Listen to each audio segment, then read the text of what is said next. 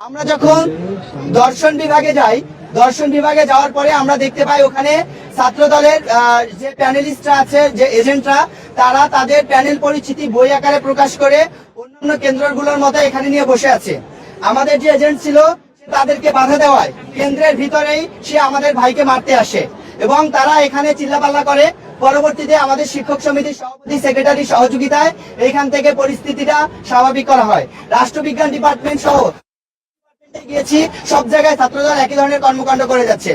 সব থেকে বড় আপত্তির বিষয় হচ্ছে আমরা যখন ইংরেজি বিভাগে যাই, যাওয়ার পরে ওখানে ছাত্রদলের যারা আছেন ক্যাডাররা, তারা হচ্ছে সিঁড়ির উপরে তাদের যে প্যানেল পরিচিতিগুলো, আমরা যখন প্রশ্ন করি যে এইগুলো তো কোনো অবস্থায় প্যানেল পরিচিতি নির্বাচনের ভোট কেন্দ্রে প্রবেশ করানো যাবে না, তাহলে আপনারা এটা কিভাবে নিয়ে আসলেন?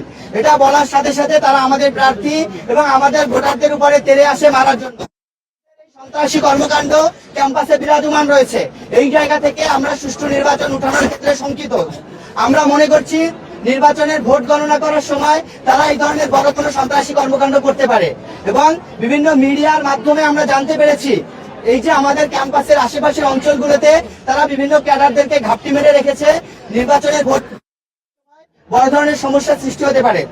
আমরা নির্বাচন কমিশনের কাছে যাই, নির্বাচন কমিশন বরাবরের মতোই আমাদের উত্তর দেয়, তারা বলতেছে আমরা এগুলো এখনো জানি না, আমাদের কাছে আসে। ভাই, ইনস্ট্যান্ট সমস্যা হচ্ছে, এখানে তো লিখিত অভিযোগ দিয়ে সমস্যা সমাধান করা পসিবল না, এটা আপনাকে ইনস্ট্যান্ট সমাধান করতে হবে।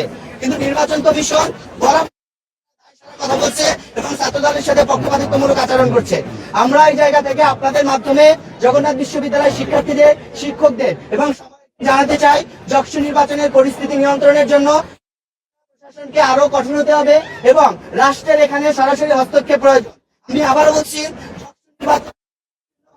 মানে উঠায় নিয়ে আসার জন্য রাষ্ট্রের সরাসরি ভাবে হস্তক্ষেপ কামনা করছি। আমরা বলি সমস্যাগুলো, এক নম্বর হচ্ছে ভোট কেন্দ্রে নিয়ে যাচ্ছে, তাদেরকে আমাদের শিক্ষার্থীদেরকে ম্যানিপুলেট করছে, আমাদের নারী শিক্ষার্থীদের কাছ থেকে টোকেন গুলো ছিনিয়ে নিচ্ছে এবং আমাদের যে শিক্ষার্থী বোনদেরকে হেনস্থা করছে, এমনকি গেটের সামনে তারা ব্যাপক পরিমাণে বিশৃঙ্খলা করছে। এই বিষয়গুলো আমরা জানানোর জন্য আপনাদেরকে রেখেছিলাম। এখানে উপস্থিত হওয়ার জন্য আপনাদের সবাইকে ধন্যবাদ জানাই।